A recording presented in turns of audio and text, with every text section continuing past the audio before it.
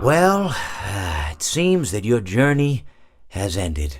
Very sorry about that. It was always going to end this way, of course.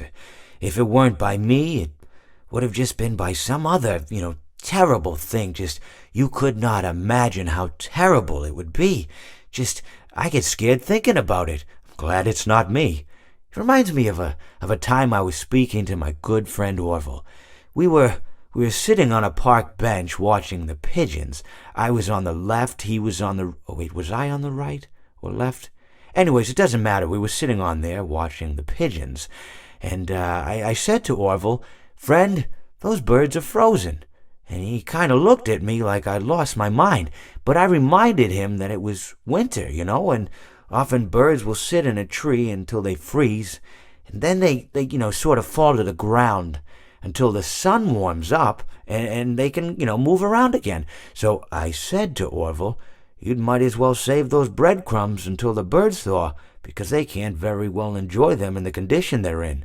To which he asked what I meant, and asking what condition the crumbs should be in before he threw them to the birds, assuming that I meant the birds couldn't enjoy the breadcrumbs in the condition that the crumbs were in, when in fact I had meant the birds could not enjoy them in the condition that the birds were in, considering that the birds were frozen. So he took a moment and then threw his last handful onto the ground. I said to him, "Orville, why did you throw the breadcrumbs to the birds when I just told you they're frozen?" To which he responded, "The breadcrumbs are not frozen." Again, misunderstanding my words. I didn't mean to say that the breadcrumbs were frozen when I said I told you they're frozen.